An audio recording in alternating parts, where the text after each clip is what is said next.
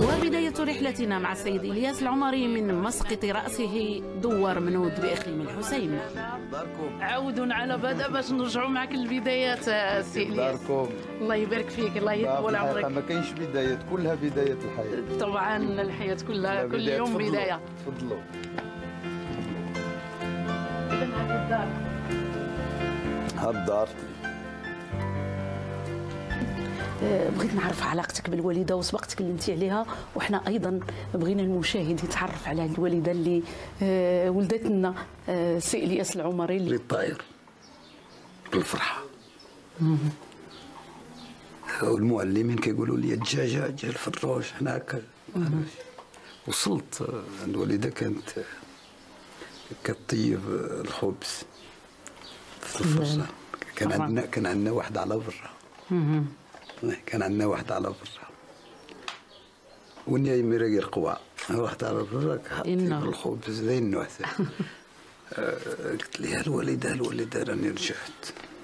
هي شافت فيا قالت لي في الحمر.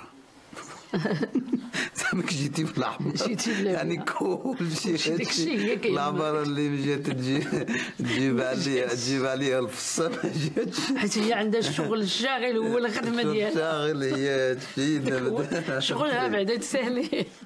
اذا المراه اون جينيرال هي الكل وفي البال، والمراه القرويه اكثر بالخصوص انه رغم ان الوالده ديالي وانا كنقولها قدامها يمكن تبكي كاع كان كيعاملها بطريقه.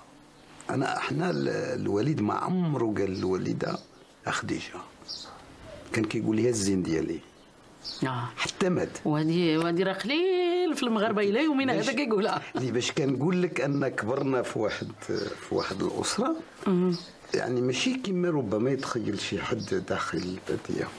فهمتي؟ نعم ولكن انت قلتي لنا العلاقه بها، ولكن راه بغينا فكرتيها في الوالد. ماذا بينا هو اننا نعطيوها الكلمه حتى هي يمكن تكلم لنا على الوالد وتكلم لنا على علاقتك بها انت والطفوله ديالك كيف كانت. طبعا انا عرفت انها كتكلم بالريفيه. انا باش تستورد خاي تستورد خابعات تستورد ما خصتيني ومريت جا مزال نجد مليح قاسول المليح انا نكتشا نعم يموت الوالد نتكسي حضان تكسي تطفال الياسين والكاس تمام بزاف وزنا نشتكى خفي تمام بزاف. ايوا ولد مسكين قلت انا بابا سيدي عكيس بزاف نهاو يموت تهزك فرصة مليح. الياسين ريت المليح بزاف يصبر ياه تعيس خفيف بزاف تحبي خفيف بزاف تدعاكيس بزاف دعاكيهم جميعا. لما هذه الدموع سي إلياس؟ لا ذكرتني بالوالد. بنادم يتفكر لأن الوالد مثل لي في يدي. رحمه الله. كلهم كانوا جداس يعني كلهم كانوا ناعسين وما بغيتش نفيقهم مع الحجار. إضافة هي من بعد منين شاو هجموا البوليسان باش يعتقلوني كتهدبت.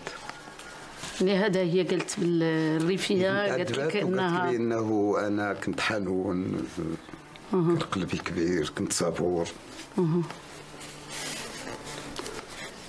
يعني طبعا لان القساوه للحياه القساوه كانت العكس ما يقال ما كتعلمش الانسان القساوه. قساوة الحياة علمت الأغلبية البشرية علمت لهم الصبر وعلمت لهم الحنان علمت لهم العواطف. أنا القساوة هذا الشيء اللي